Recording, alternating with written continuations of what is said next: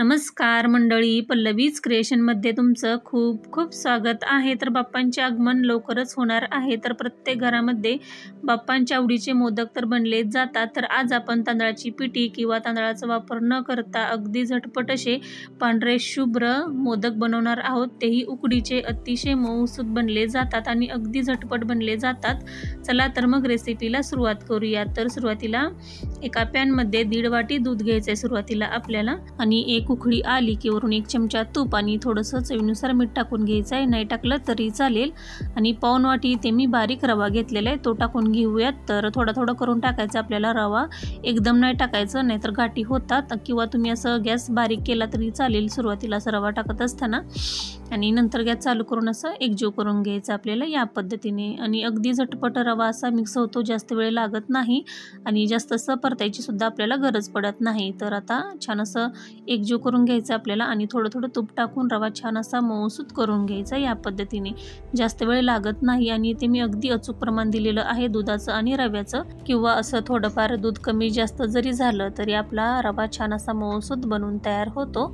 तर आता एका ताटामध्ये आपण काढून घेऊयात आणि याच पॅनमध्ये आपल्याला आता सारण बनवून घ्यायचं आहे. तर 1 चमचा तूप टाकून घेऊयात आणि 1 कप इथे मी ओला नारळ छान असं मिक्सरमध्ये फिरवून घेतलेला आहे, तो टाकून घेऊयात. तुमच्याजवळ जर सुकं खोबरं असेल तर ते मिक्सरमध्ये फिरवून ते तुम्ही टाकू शकता. आणि 1 कप खोबऱ्यासाठी ते मी अर्धा कप गूळ घेतलेला आहे, तो टाकून घेऊयात आणि छान असं मिक्स करून घ्यायचं.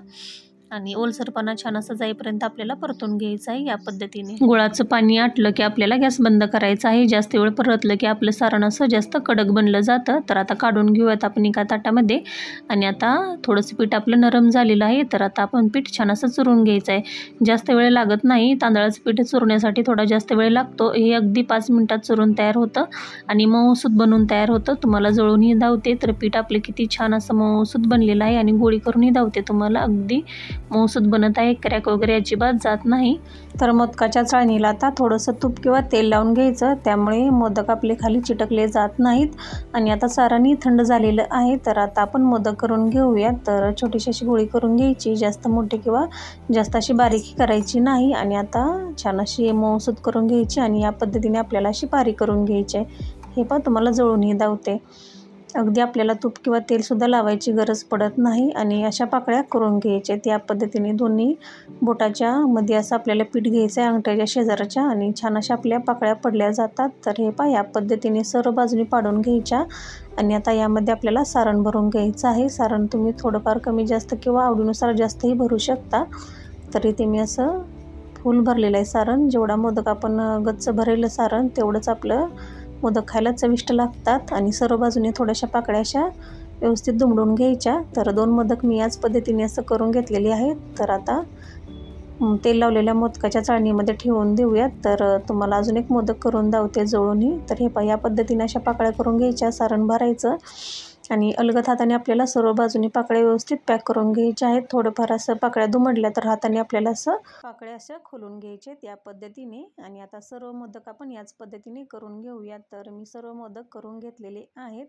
आणि आता वरून आपल्याला थोडंसं केसर ठेवायचं आहे. तर तुमच्याजवळ जर येलो फूड कलर असेल तर थोडंसं वरून असं पाण्यामध्ये बुडून लावलात तरीही मोदक आपले छान दिसतात. तर आता इथे मी पाणी अगोदरच उकळत ठेवलेलं होतं, तर पाण्याला छान अशी उकळी आलेली आहे. आणि आता हे मोदकाचं ताट ठेवून आपल्याला झाकण ठेवून वरून थोडंसं काही तर आपल्याला जड साहित्य ठेवायचं आहे. आणि 10 मिनटं मोदक छान असे वाफवून घ्यायचे आहेत.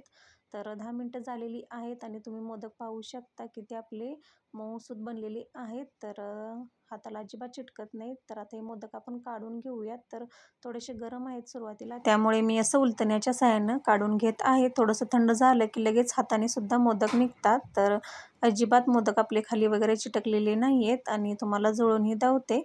तर मोदक आपले दिसायला अतिशय सुंदर दिसत आहेत. पांढरे शुभ्र मोदक आपले बनून तयार होतात. खाल्ल्यानंतर सुद्धा समजणार नाही की हे मोदक आपले रव्यापासून बनलेले आहेत. तर कधी कधी आपल्या घरातील तांदळाचं पीठ संपलं जातं, तर हा जुगाड तुम्ही नक्की करून पहा आणि तुम्हाला मोदक एक कट करूनही धावते. तर अतिशय मऊसूत बनलेला आहे, तोंडात टाकताच विरघळणारा.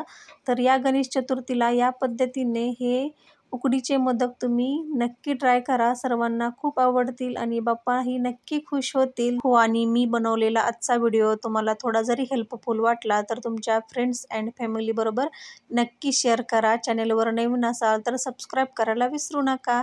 धन्यवाद.